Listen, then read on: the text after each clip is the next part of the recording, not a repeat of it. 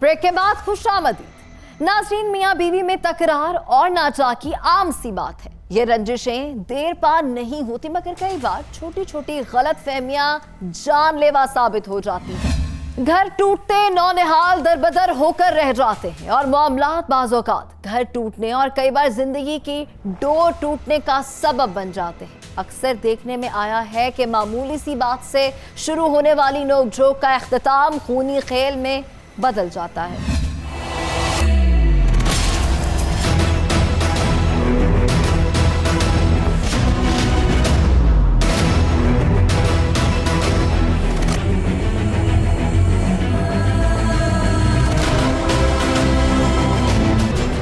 सरगोदा में रूठी बेगम को मनाने में नाकामी पर शौहर हुआ गजबनाक। संगदिल ने अपने ससुराल को कत्लगाह में बदल दिया। बीवी को मनाने के लिए जब सब दलीलें दम तोड़ गईं तो मुलजिम होशो हवास खो बैठा। बीवी को मनाने आया था मगर साले को ठिकाने लगाकर खुद कानून का मेहमान बन गया। साडा पिंड मुबारक खान जी मोहदा मुबारक खान, इस दे विच साडे उस्ताद हैं, पेश इमाम हैं, जामे मस्जिद है, उन्हां दा बेटा कत्ल हो गया। सिकंदर ते जियाउल्लाह सिकंदर उदे परने होया जी ते वो मनावन लगे आंदे रहंदे। वो किसी बंदे जमींदार ने आख्या बलोच नाल लिया के ककरानिया का बलोच उस नाल लिया के उन्हें बंदा जियाउल्लाह ने कत्ल कर छोड़िया। मनाते रहने वो मनी भी कोई नहीं। वो आदि रही मैं जगह घर दी दो, वो एक कोठी वो मैं के बच्चन लैके पाऊँ। गरीब आदमी हाँ, साढ़े नाल पुलिस तामन करी पई। पुलिस ने आख्या भाई तुस अपने ईमान कुरान नाल सजाद साहब, DSP साहब, बाजवा साहब, असा उन्होंने आख्या भाई तुसी अपने ईमान कुरान नाल तुसी फैसला कर दो, सन मंजूर। बीवी का तकाजा था कि उसके बच्चे बड़े हो रहे हैं, शौहर उसको अलग घर लेकर दे ताकि वो बच्चों को बेहतर परवरिश कर सके। शौहर हालात का मारा हुआ था, उसकी जेब और हालात उसको इजाजत नहीं दे रहे थे कि वो अलग घर लेकर रहे। इसी कश्मकश में लड़ाई बढ़ती चली गई, बीवी रूठ कर महके चली गई। शौहर बीवी को मनाता रहा मगर बीवी को कोई बात समझ ना आई। मुतालबात की अलगार में गोलियों की बौछार में हंसता बसता घराना मातम कदे में तब्दील हो गया। मकतूल इमाम मस्जिद का बेटा और अच्छी शोहरत का मालिक था। मुबारक खान जो नौजवान कत्ल होया जियाउल्लाह वालिद मियां मोहम्मद सदुल्ला मेरा भतीजा ही ते सिकंदर यार नाउल्ला दोनों मनावन वास्ते कोशिश कर रहे सन। लेकिन उस दिन सिकंदर कद फलांग ते बच्ची नूं फिरकेंदा वधा रहा ते अखीर ते जियाउल्लाह नूं नाल लै गया और उन्हें दोनों मिल के कत्ल कर दिता। वरसा इंसाफ के लिए दुहाइयां दे रहे हैं। पुलिस ने दिन रात एक करके मुलजिम को दबोच लिया। वरसा पुलिस की बर वक्त कार्रवाई से मुतमईन नजर आते हैं। मैं सज्जाद अहमद SHO थाना साहिवाल हाँ। मुरखा 3 तारीख नूं एक वकूआ आया सी कत्ल का, जिहदे जियाउल्लाह कत्ल होया सी, जिहदे 2 मुलजमान सन सिकंदर ते सनाउल्लाह। सिकंदर ते सनाउल्लाह इन्हां ये वकूआ किया जिहदे विच सिकंदर जिहड़ा है वो उसदी ससुराल वाले सन, बल्कि उसका साला लगता सी जिस उसनूं कत्ल किया। ठीक है, इन्हां दी आपस में घरेलू कशीदगी सी जिस वजह तो इन्हां ये वकूआ किया। वकूए तो बाद असां इन्हां दी कानूनी कार्रवाई की। कानूनी कार्रवाई करने तो बाद असां इन्हां नूं फौरी तौर पर गिरफ्तार किया। गिरफ्तार करके तफ्तीश जारी है। इंशाअल्लाह इन्हां नूं मुकम्मल इंसाफ मुहैया किया जाएगा। पुलिस ऑफिसर के मुताबिक मुलजिम रूठी बीवी को मनाने में नाकाम हुआ था। घरेलू झगड़े की वजह से तैश में आकर इंतहाई कदम उठाया गया है। संगदिल मुलजिम ने जो खेल खेला वो इंतहाई दर्दनाक है। पुलिस मुलजिम को सख्त सजा दिलवाएगी ताकि वरसा को करार आ सके।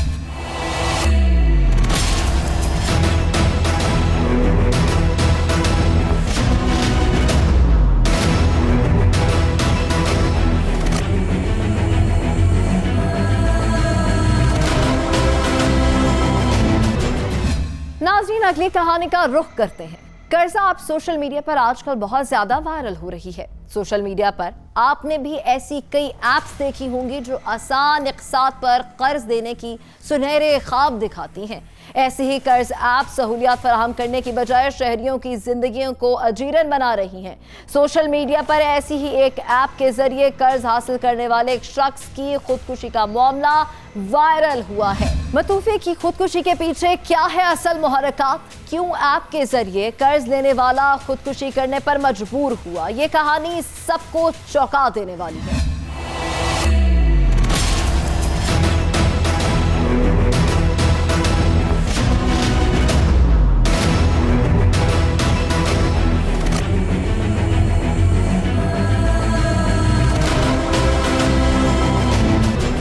बेरोजगार अफराद या हालात के मारे अक्सर घर के किराए, बच्चों की फीसों और यूटिलिटी बिल्स की वजह से परेशान नजर आते हैं। ऐसे सफेद पोश अफराद अपना भरम रखने के लिए किसी के आगे हाथ नहीं फैलाते, मगर कर्जा ऐप के जरिए कर्ज ले लेते हैं। कर्जा ऐप उनको जिस तरह सुहाने सपने दिखाती है, उसी तरह उनको दलदल में भी फंसा देती है। कोई नहीं जानता कि कर्जा ऐप किस तरह उनको अपनी लपेट में ले रही है। जो एक बार उनका कर्ज खा हुआ, वो माली तौर पर तबाह हुआ, क्योंकि अपनी सारी जमा पूंजी लुटाकर भी उसे कर्ज से निजात नहीं मिलती। आज के प्रोग्राम में ऐसे ही कई इंकशाफात आपके सामने रखें। और हमारे साथ इस वक्त Chaudhry Abdul Rauf deputy director FI हमारे साथ मौजूद हैं रावलपिंडी जोन के। हम उनसे जानते हैं कि अब तक इस केस के बारे में हमें वो बताएंगे कि क्या अब तक केस कहाँ तक पहुँचा। वाकया एक पेश आया है, तो अभी तक आपने आज उनके घर भी आप तशरीफ़ ले गए, तो क्या अब तक थोड़ा सा हमारे नाज़रीन को बताइएगा क्या निकला? अच्छा, आज हम सुबह हमें मीडिया के थ्रू पता चला तो हमने फौरी रिएक्ट किया। तो हम चाकरा एक का एरिया, वहाँ पर हम इनके घर गए और विक्टिम के फादर और मदर के साथ अफसोस भी किया और बड़ा अफसोसनाक वाक़या था। और प्रॉपर हमने फिर उनसे बातचीत की दुआ के बाद, और उन्होंने कहा कि वो मोबाइल वगैरह है जिस पे जो मैसेज वगैरह थे, कोई लोन एप्लीकेशन से उन्होंने लोन लिया हुआ था, कुछ माइनर अमाउंट का था जो बहुत बढ़ता बढ़ता उनका लाखों में चला गया। तो फिर उसको थ्रेट आने शुरू हो गए, और ऐसे थ्रेट आने शुरू हुए कि रिसेंटली उसने कोई संडे की नाइट में सुसाइड अटैम्प्ट कर ली। और इसमें मैं थोड़ा सा ये ऐड अप करूँगा कि ये जो एप्लीकेशन है, तो ये एप्लीकेशन को सोच समझ के देखना चाहिए, इसको बिल्कुल इंस्टॉल नहीं करना चाहिए। अवेयरनेस के हवाले से कह रहा हूँ कि जब आप इंस्टॉल करेंगे एप्लीकेशन को, तो ये एप्लीकेशन ऑटोमेटिकली आपका जो गैलरी, आपके कॉन्टैक्ट को डाटा वो एक्सेस कर लेता है, और ऑटो जो आपका लोन भी अप्लाई कर देता है। उस लोन के मद में आप फंस जाते हैं, और फिर आपको ये थ्रेट करते हैं कि आपके 5 दिन रह गए, आपके 4 दिन रह गए, और इसी तरह इसी थ्रेट के चक्कर में ये लोन आपकी उसको बढ़ाते रहते हैं और बहुत ज़्यादा वो आगे चला जाता है। तो मेरी तो रिकमेंडेशन इसमें यही है, और आम जनरल पब्लिक के लिए भी और अवेयरनेस के रिलेटेड भी है कि इस लोन एप्लीकेशन को आप ऐड ही ना करें, आप इसको इंस्टॉल ही ना करें, ताकि आपके लिए प्रॉब्लमेटिक ना। तो सर ये बताइएगा, कितना लोन उसने गरीब आदमी ने खरीद लिया उन लोगों से कि तो वो बेचारा ज़िंदगी की बाजी हार गया? ये उनके जो भाई वगैरह थे और उनके भांजे थे, उनसे हमने डिस्कशन की, तो उन्होंने कहा कि 13,000 का लोन था, और वो काफ़ी 2, 2.5 लाख, 3 लाख, 4 लाख, 5 लाख, 6 लाख की अमाउंट कह रहे हम अब तक दे चुके हैं। बाइक भी बेचा है, कुछ और चीज़ें बेची, प्रॉपर्टी बेच रहा था, और आखिरकार उनको इतने थ्रेट्स थे उस दिन नाइट को, वो जो कि वॉइस मैसेज भी छोड़ा है कि वो हम आपकी तस्वीरें ये कर देंगे, हम आप इधर मैनिपुलेट कर देंगे आपके सारे कॉन्टैक्ट को। यहाँ तक कि वो कह रहे डेथ वाले दिन भी उसको जो फ़ोन कॉल्स आ रही थी पीछे कि आप फौरी लोन हमारा जमा करें, हमें कोई पता नहीं, हमें आपको देना पड़ेगा, जो भी चीज़ें आपको ये करनी पड़ेंगी। तो बड़ी अफसोसनाक बात है कि ऐसी चीज़ें हो रही हैं, इसको फौरी तौर पे एक्शन लेना चाहिए। जो हमने तो अपना स्टार्ट कर दिया, इंक्वायरी रजिस्टर्ड करके टीम हमने बना दी है, और इंशाल्लाह वेरी सून हम इसका रिजल्ट देंगे, और इसमें बड़े अच्छे तरीके से कंप्रेंशन होगी इन लोगों की जो भी इस तरह काम कर रहे हैं, जितनी भी टीम जो भी हैं ऐप्स हैं जिससे रिलेटेड ये suicide attempt. Deputy director FI ने कई राजों से पर्दा उठा दिया है। 13,000 का कर्ज 6 लाख रुपए तक पहुंच चुका था। कर्जा ऐप वाले नौजवान को ब्लैकमेल कर रहे थे। वो ऐप के जरिए आपकी जाती तस्वीर, हसास डाटा हासिल कर लेते हैं और फिर उन्हीं की वजह से आपको ब्लैकमेल करते रहते हैं। उनका कर्ज रोजाना की बुनियाद पर बढ़ता ही चला जाता है। डिप्टी डायरेक्टर ने तो खबरदार कर दिया है कि सोशल मीडिया पर कर्जा ऐप देखकर उन्हें डाउनलोड ना करें। साइबर क्राइम इन मुल्जिमान के खिलाफ शिकंजा कस चुका है, जो चंद पैसों के लिए इंसान को ब्लैकमेल करते हैं और कई गुना ज्यादा रकम वसूल करते हैं। आप कॉल रिकॉर्डिंग सुनिए कैसे कर्ज ऐप वाले ब्लैकमेल करते हैं। आप कैसे हैं? ठीक है, ठीक ठाक अल्हम्दुलिल्लाह। से बात कर रहा हूँ। सर वेट करें, वो मामू ना रहे हैं। वो आपके क्या लगते हैं? मेरे मामू लगते हैं। और यार एक से नंबर लिया, वो कह रहे हैं मसूद का नंबर है, दूसरे से लिया वो कह रहे हैं, तू कह रहे हैं मेरा मामू है। क्या मजाक बनाए हो यार तुम लोगों ने? आपके कॉन्टेक्ट नंबरों पे काले कार के फिर पता करूँ ये कौन हो तुम लोग। आपके कितने पैसे देने हैं मामू ने? 22,356 रुपए। तुम्हें कैसे पता चला मेरे पैसे देने? मैंने तो कुछ बोला ही नहीं है तुझे। नहीं, आपने खुद अभी कहा मैं लोन वाला बात कर रहा हूँ, तो फिर पैसे लेने के लिए कॉल कर रहे हैं ना आप? और यार क्या मजाक बनाई हुई है? वो कह रहे हैं मसूद, मैं नहीं हूँ, ये मसूद का नंबर है। क्या मजाक बनाई हुई है यार? मैं तुम लोगों के घरों में काले करूँ उसी नंबर पे जिस पे ये लोन लिया गया है, वो अच्छा रहेगा? सर आपको लोन मिल जाएगा, आप बेफिक्र रहें। आप मुझे बताएं कि कॉल करता हूँ, मसूद का तेरा नंबर लिया, अब तू कह रहे मामू बाहर गए हुए? नहीं, आप वो मामू नहा रहे हैं, तो मामू बाहर नहीं गए हुए, इधर ही हैं। आप मुझे बताएं आप किस लोन से बात कर रहे हैं, मैं आपको लोन पे कर देता हूँ शाम तक। कितने पैसे टोटल उन्होंने लिए हुए हैं? उन्होंने लिए हुए 22,356 रुपए। 13,000 लिए थे उन्होंने तो। जी? उन्होंने तो 13,000 लिए थे। और 13,000 नहीं लिए सर, 22,356 लिए थे। आपको मुकम्मल बात सारी पता होती है, और आपको क्या पता उन्होंने 13,000 लिए थे? आपने मेरे पास आगे खुद नंबर ऐड करके खुद देख लो, ऐप ओपन करके देख लो, मैं झूठ बोल रहा हूँ तो। अच्छा चलें सर, आप शाम तक वेट करें, मैं आपको शाम तक वेट। यार तुम लोग फ्राइडी हो सारे। सर अगर मैं आपका लोन नहीं देता तो आप क्या करेंगे?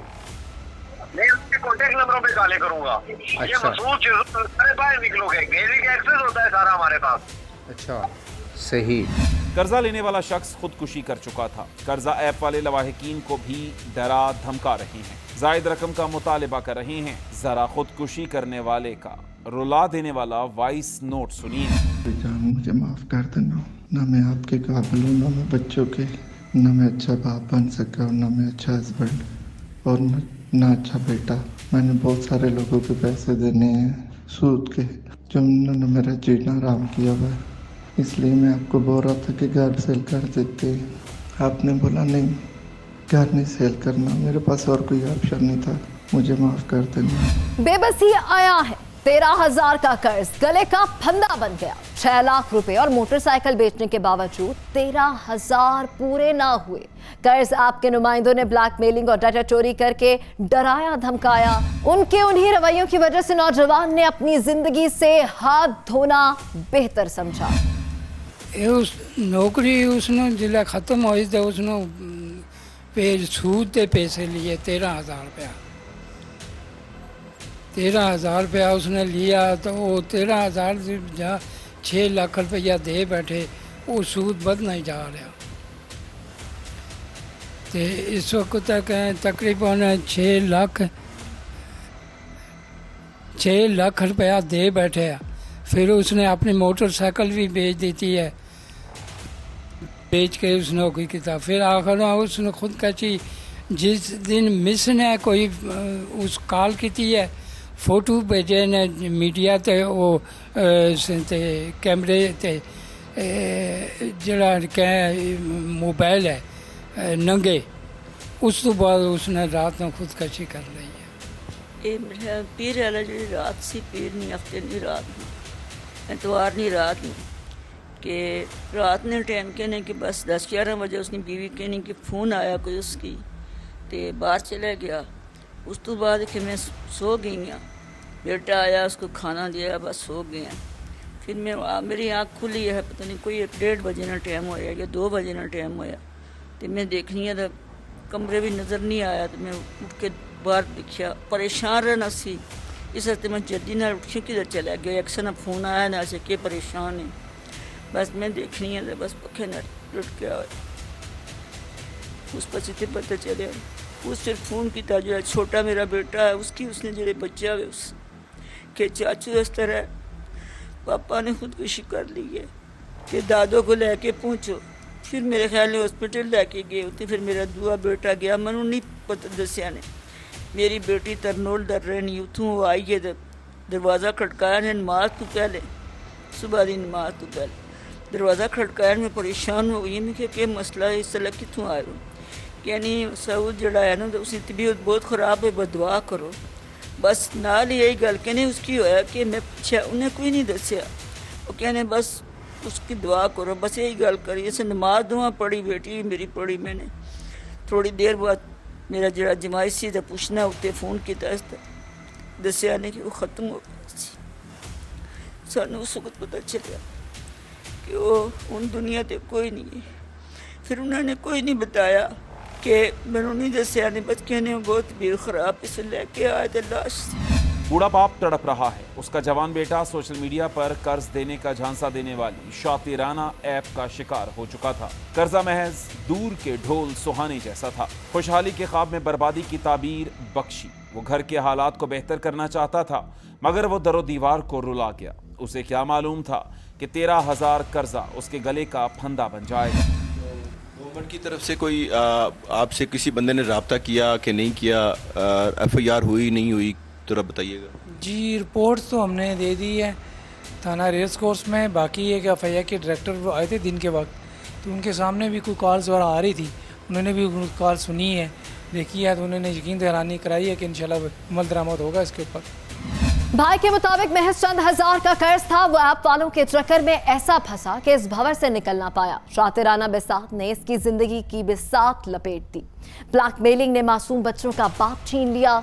बूढ़े वालिदैन का सहारा छिन गया। अस्सलाम वालेकुम, मैं मिसेस मसूद बात कर रही हूँ। मेरे भैया की जॉब 6 मंथ पहले छूट गई थी।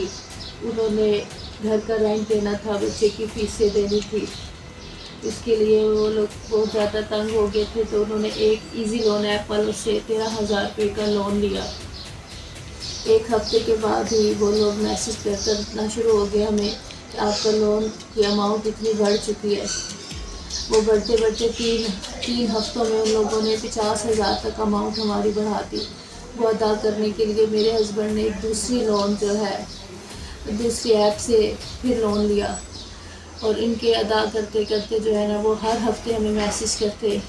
टाइम पर पेमेंट ना देने की सूरत में वो हमें धमकियां देना शुरू हो जाते, ब्लैकमेल करना शुरू हो जाते कि आपके मोबाइल का जितना पर्सनल डेटा है हमारे पास है, हम आपकी कॉन्टैक्ट लिस्ट में मीडिया पर ये चीज़ें शो करेंगे। मेरे हस्बैंड बहुत ज़्यादा लोन अदा करने के लिए बहुत ज़्यादा परेशान हो गए। वो लोन हम लोग मुसलसल अदा करते रहे। 7-8 लाख तक हम लोग लोन अदा कर चुके थे, लेकिन वो हमें ब्लैकमेल करते रहे कि इस टाइम तक आपकी जो है ना अमाउंट इतनी बढ़ चुकी थी, अगर आपने रात 12 बजे तक हमें अमाउंट अदा नहीं की तो आपकी अमाउंट इतनी डबल हो जाएगी। इसी टेंशन और परेशानी में मेरे हस्बैंड ने बहुत ज़्यादा लोन उठा लिया उन लोगों से, और वो लोग जो है ना उन्होंने मेरे हस्बैंड ने मुझे नहीं बताया कि उन्होंने उनको कोई ख़तरनाक किस्म की धमकियाँ दी, जिससे मेरे हस्बैंड दिल बर्दाश्त हो कि कल रात को उन्होंने अपने आप को ख़त्म कर दिया। उन्होंने फांसी लगा ली खुद को। आज मेरे 2 बच्चे जो है यतीम हो गए, मेरी ज़िंदगी ख़राब होगी, मेरी दुनिया उजड़ गई। मैं आप लोगों से सिर्फ इतनी अपील करती हूँ कि इन लोगों के खिलाफ सख्त से सख्त एक्शन ले। वो लोग फ़ोन पे धमकियाँ देते, गालियाँ देते, बदतमीज़ी करते, औरतों से कॉल्स करवाते, मुख्तलिफ़ नंबरों से कॉल्स करते, कभी लाहौर से कभी कराची के नंबरों से फ़ोन आते हमें, और जब उनका नंबर दोबारा मिलाया जाता तो कोई न बंदा उनको फ़ोन अटेंड नहीं करता उस नंबर से। ये लोग इसी तरह लोगों की मजबूरियों से फ़ायदा उठा के उनकी ज़िंदगियाँ तबाह कर रहे हैं। खुदा के लिए आप लोगों से अपील करती हूँ कि इन लोगों के खिलाफ सख्त से सख्त एक्शन लें। मेरा शोहर तो आज चला गया, मेरी ज़िंदगी बर्बाद होगी, लेकिन किसी और का घर बर्बाद ना हो बस। बेवा रो रही है। उसके शौहर ने तो अपनी जिम्मेदारियां निभाने की कोशिश की। 13,000 रुपए के बदले में 6 लाख रुपए भी दे दिए, फिर भी उसका बाल बाल कर्ज में जकड़ा हुआ था। कर्ज वालों की फोन कॉल्स ने उसका जीना दुश्वार कर दिया था। धमकियामेज कॉल्स, बदतमीजी और पर्सनल डेटा के गलत इस्तेमाल की ब्लैकमेलिंग ने उसको खुदकुशी पर मजबूर कर दिया।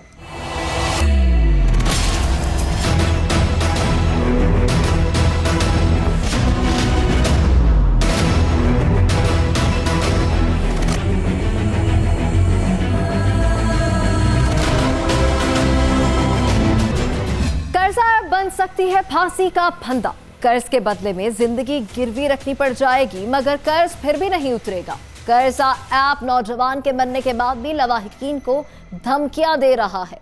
ऐसी ऐप का बायकॉट कीजिए ताकि चंद पैसों का कर्ज आपकी कीमती जिंदगी को ना छीन सके। यहां वक्त हुआ है ब्रेक का, हमारे साथ रहिएगा।